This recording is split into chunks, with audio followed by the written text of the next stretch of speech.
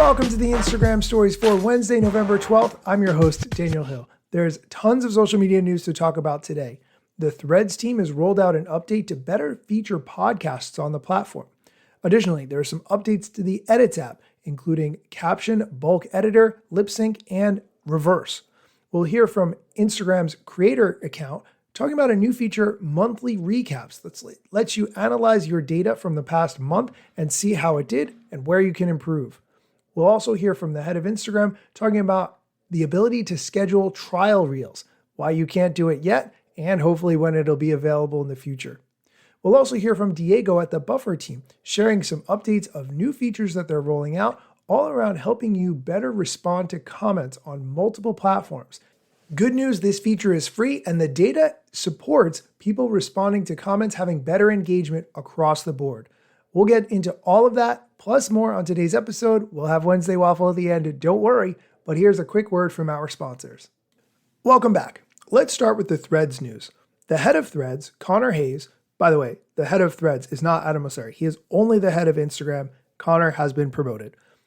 The head of Threads, Connor Hayes, posted on Threads and podcasts. To drive even more conversations on Threads, we're introducing new features to help you discover shows and dive into discussions about them, starting with testing a fresh look for podcast links so they stand out on Threads. And then he gives an example of what it looks like for a specific podcast, and it's a graphical display of a link to Spotify that looks different. It's more eye-catching. It doesn't say anything about Apple Podcasts, only Spotify. Connor continues in the thread. It's been great connecting with podcasters to talk about what's next, and you can expect us to lean in here much more over the coming months. We'll start rolling this change out today, and it will make its way to everyone over the next couple of weeks. Drop your favorite podcast in the replies so we can all have a listen. I will link to this in the show notes so you can see what it looks like. I personally don't have this feature yet, but of course I will be using it. It's a little disappointing to me that it's featuring Spotify links directly. I don't listen to podcasts on Spotify because I prefer to use a separate podcast player. I know I'm not the only one. People use Apple Podcasts, many other different types of apps to listen to podcasts. So I think it should be more available across the board, but still nice to see this feature and hoping that Instagram picks up the ball and has a little bit more podcast integration over there as well. Since I brought up Instagram, there's a new feature in the professional dashboard showing you your monthly recap of analytics on the platform. Here is the @creators account featuring Natalie Park explaining this new feature on the professional dashboard. There's no excuse to not be using your Instagram analytics to your advantage because Instagram just rolled out this new feature called Monthly Recap. Basically, they spell it all out for you. Your reach for the month, how consistent you were, what your performance was like in comparison to the previous month, your top performing posts, the times your audience was most active, and they even give you some inspiration for content to create the next month, all bundled and packaged up in your monthly recap. It is so important to understand what's going on with your content, what's performing, what's not, so you can level up your game the next month. You can find this all in your professional dashboard right under monthly recaps. Okay, I'll link to this post in the show notes so that you can check it out for yourself, but definitely make sure your Instagram app is updated. Go into your profile and click on professional dashboard. You'll see this new monthly recap and it gives you a little slideshow of the past few months, which is really cool. Moving on, let's stick with the Instagram news. The head of Instagram explained the answer to the question, why is there not the ability to schedule trial reels? That would make sense. You might want a trial reel to go live tomorrow, for instance. Maybe it's something newsworthy, maybe it's a recap. Whatever reason you have, you should be able to schedule trial reels the way you can schedule any other reel or any other post. That's actually a good idea. You should be able to schedule a trial reel. Generally speaking, when we launch new features like trials, we don't always work through all the different ways that we can extend that feature to the rest of the product. In this case, no one thought about connecting that to the ability to schedule a reel. So I'll talk to the team and we'll figure out if and when we can prioritize it, but it's definitely a good idea. Thanks. Moving on, let's talk about some updates to the Edits app. The team posted today that they are launching some new requested features, including the ability to bulk edit your captions, put your videos in reverse, and use lip sync to bring your photos to life. Let's talk quickly about each one of these. First, lip sync is, I would say, the most potentially interesting one. If you take a photo, for instance, in the example screenshot, they used a picture of the Mona Lisa, added the picture, pushed the lip sync button, recorded some audio, And then you can see the Mona Lisa's mouth move in line with the audio clip that was just posted. Obviously, this is using AI.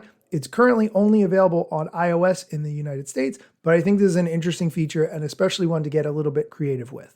Additionally, the team has added the Captions Bulk Editor. If you've ever edited captions, you know you have to go line by line and watch the video multiple times in order to ensure that the captions are picked up correctly and transcribed correctly the way you want.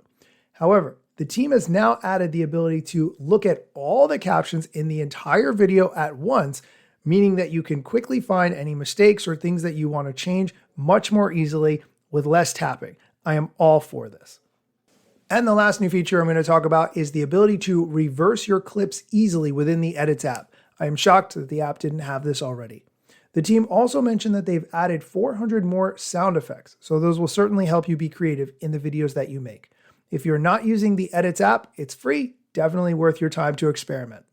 Okay, we're going to take a quick break. When we come back, Renee Ritchie from the YouTube team is going to bust a myth about how long you should wait before you publish a video. Should you keep a video as private or unlisted for a certain amount of time and then make it public? Does that help? Also, Diego from the Buffer team shares an update that they've been working on and some data analytics about how important it is to reply to comments. Stick around. Welcome back. If you haven't heard me talk about Buffer on this show before, and I talk about Buffer a lot because I like their offering. I like the price point it's at. I like the flexibility that it provides. I like how it works. Everyone who I've met from the team so far has been fantastic to talk to, and they now have some new features that you need to know about. Here's Diego from the Buffer team to explain more. Hi, I'm Diego Sanchez and I'm on the product team at Buffer. You've probably heard Daniel mention Buffer on the podcast before, and you might have heard from our team members Amanda and Kirsty who've been on the podcast as well. I've been at Buffer for 6 years, going on 7 years now, and I'm part of the product team focused on new product development. Today, we've got some new data that I'm excited to share, which helps explain how to increase engagement using replies. Our senior data scientist, Julian, analyzed more than 2 million posts across different networks and was able to conclude that replying regularly to comments, so creators that reply regularly to comments, saw an uplift of between 5 to 42% on engagement on their posts. This varies by channels. So for example, for channels like Facebook, the increase was 9% compared to those that don't reply regularly. For channels like Blue Sky, it was 5%, and for channels like LinkedIn, a whopping 30%. This research is part of our strategy at Buffer, where we're committed to helping small businesses and creators go from zero to building a habit and to seeing results on social. We know building a habit is really hard. You have to show up, post consistently, and sometimes you don't get a lot of views or sometimes you don't get any comments. We know this is difficult, and that's why we're committed to building the right tools to support creators and small businesses from going to zero to developing a habit and to seeing results on social. Our new feature that we're launching today, Community, is available for free and allows you to stay on top of comments across channels. We support more than 6 channels at the moment, with more to come. So please check it out on the show notes, and make sure to follow us on X at Buffer for more information on the launch. Thank you very much. If you are a Buffer user, absolutely look into this feature. And if you are not a Buffer user, it might be worth looking at giving at least a trial so you can experiment with these features and see how the entire platform works. All right, let's move on to our YouTube section. And here we're going to have Renee Ritchie, creative liaison on the YouTube team, bust the myth about whether or not you should keep your video as unlisted for 24 or 48 hours before making it public, so the YouTube algorithm has a chance to index it and see how it performs. That is not, in fact, how it all works. Here's Renee Ritchie to explain. Should creators wait 24 to 48 hours before making a video public? I'm Renee Ritchie, a longtime creator working inside YouTube, and I got you. So the theory here seems to be that it takes YouTube's recommendation system, the algorithm, a day or two to understand your video. So if you upload the video and then wait those 1 or 2 extra days, when you finally do go live, the recommendation system will just do a much better job of putting your video in front of the right audience and you'll get more views. But that's not actually how it works. The recommendation system is largely based on audience behavior. So until your video goes live, not unlisted, not private, but actually public, there's no audience behavior data for it to understand or learn from. Now, if you're concerned your video might hit up against another system like copyright or ad-friendly guidelines, you can absolutely let checks finish and monetization status, the green or yellow icon status, come back before you press publish. But otherwise, waiting 24 to 48 hours is no different than waiting 24 to 48 seconds or weeks or months. All you're doing is waiting. Drop me your questions and get with the contenting. So there you have it, direct from Renee. That is going to do it for the news section of today's episode. If you want to hear me do Wednesday Waffle, where I talk about another topic that may or may not be related to social media, stick around after the music.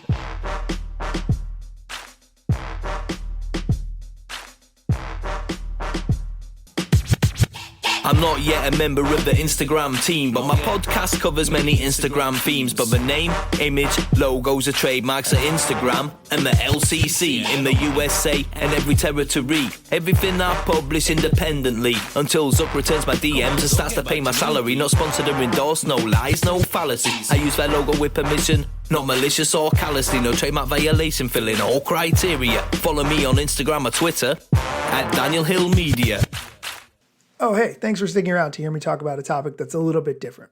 So one of the things that you may have noticed is in the podcast, there are ads. And obviously that's how I earn revenue from doing this podcast.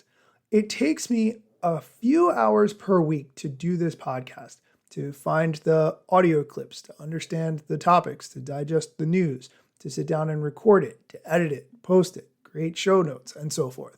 It's been really great to get some ad revenue as a result of working so hard on the podcast. I actually started this podcast consistently in November 2018. Back then I was doing it daily and I was trying to keep it to about 2 to 3 minutes per day.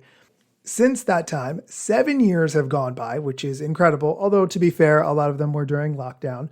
And instead of doing a episode 5 to 6 times per week for 2 to 3 minutes per day, I now try for 3 times per week for 8 to 10 minutes per episode. One of the things I think has really been great though is the podcast ad agency that I've worked with called Big Pond. If you have a podcast or you're interested in transitioning your audience from the videos and content that you're creating on social and you would like to launch a podcast, I can absolutely recommend them. If you want me to make an introduction, I'll be happy to. They've really helped me to grow the show. They've helped me with monetization. It's been so key to the growth of this show, having Big Pond as a partner.